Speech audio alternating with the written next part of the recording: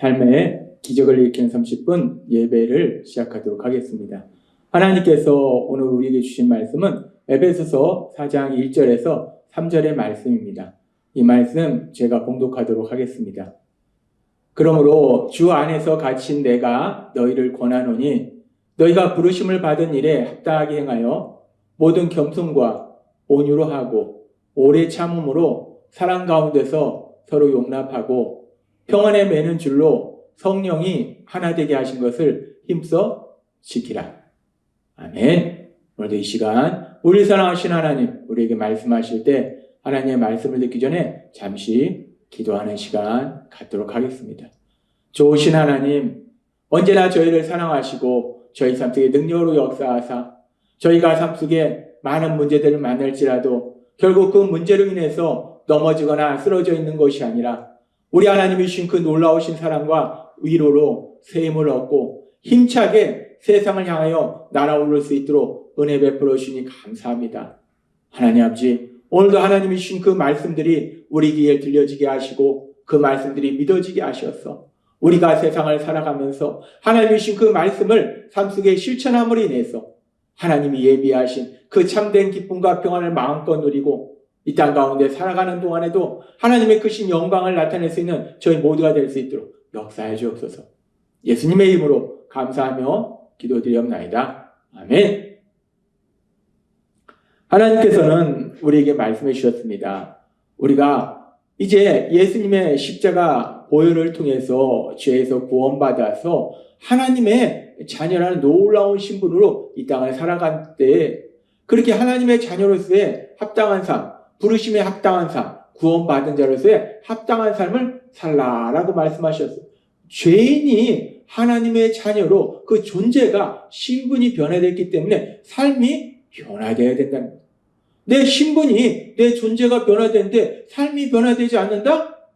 이건 문제가 심각한 거예요. 그래서 하나님이 말씀하시는 거예요. 우리가 그렇게 죄인에서 하나님의 자녀로 신분이 변화됐을 때 그렇게 신분에 합당한, 부르심에 합당한, 구원받은 사람으로서 합당한 삶이 무엇인가? 세상에서 엄청난 능력을 발휘하는 거. 물론 그것도 하나님의 자녀이기 때문에 하나님이 능력을 주셨기 때문에 구원받은 사람으로서 삶이 되겠죠. 근데 더 본질적으로 중요한 것이 무엇이냐면 하나님은 사랑이시기 때문에 이제 그 사랑이신 하나님의 자녀로 우리가 이 땅을 살아갈 때 우리가 우리 아버지신 하나님을 닮아서 사랑의 삶을 산다는 거예요. 우리 예수님의 사랑의 성품을 닮아서 사랑의 삶을 산다는 거예요. 그래서 부르심에 합당한 삶이라는 건 무엇인가? 서로 용납하는 삶을 사는 건데 그렇게 서로 용납하는 사랑의 삶을 사는 거기에서 필요한 것이 무엇인가? 하나님이 지난주에 우리에게 말씀하신 것처럼 겸손을 가지고 있어야 되고 온유함을 가지고 있어야 된다는 거예요.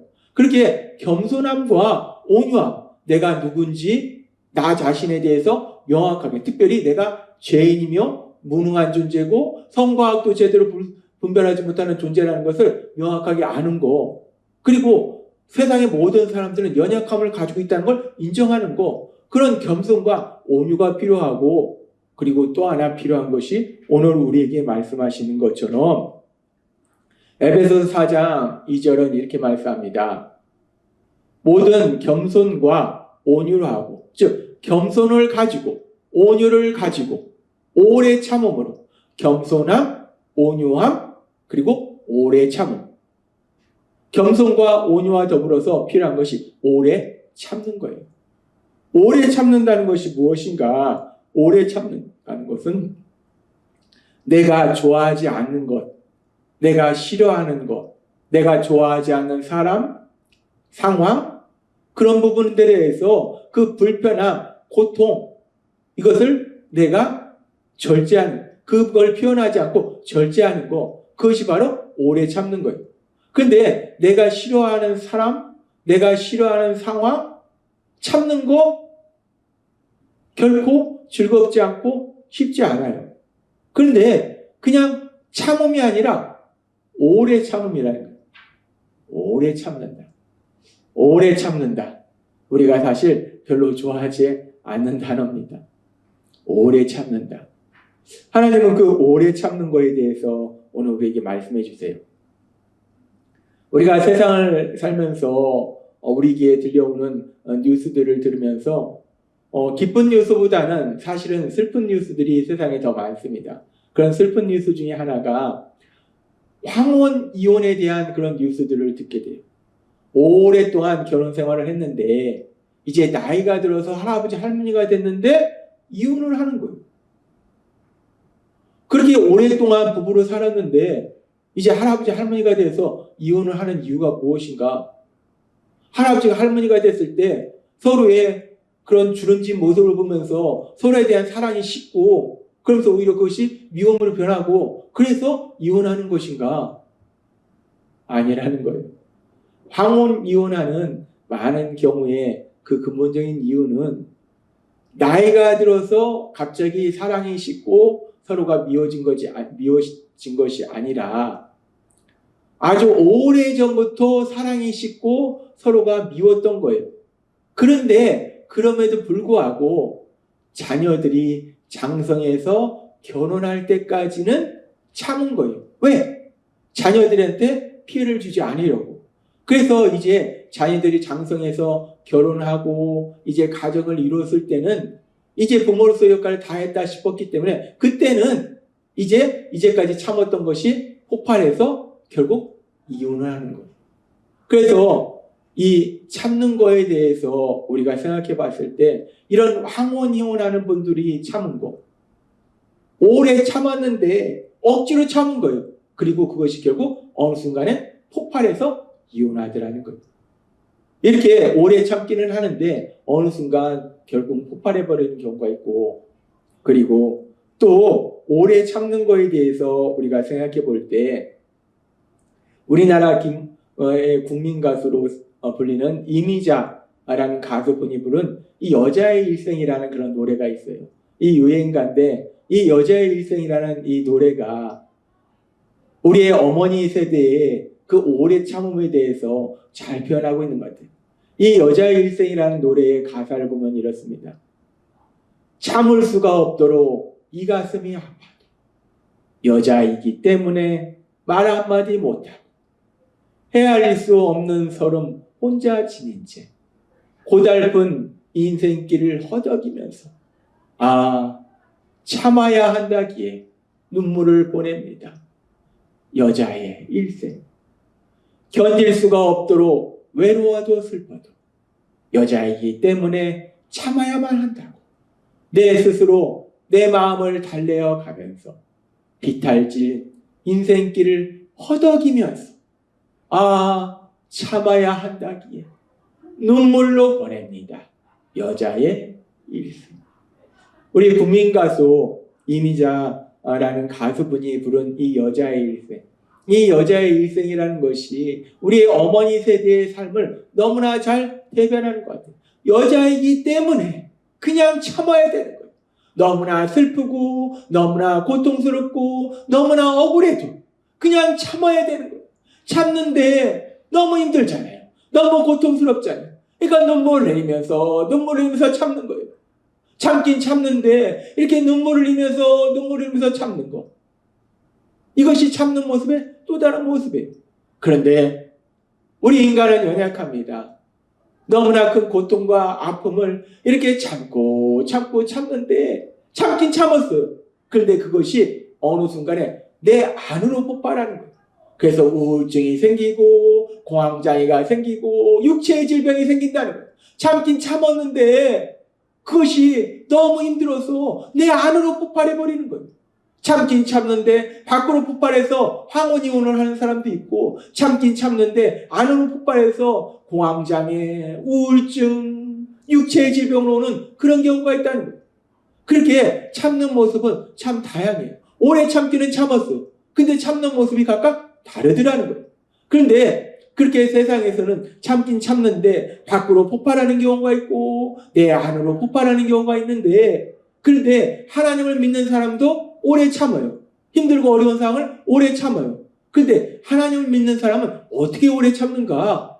하나님이 오늘 그 부분에 대해서 말씀할 때 하나님을 믿던 이 야곱의 삶에 대해서 말씀할 때 야곱이 형 에서가 자신을 죽이려고 해서 형 에서를 피해서 외삼촌 라반의 집으로 도망가요.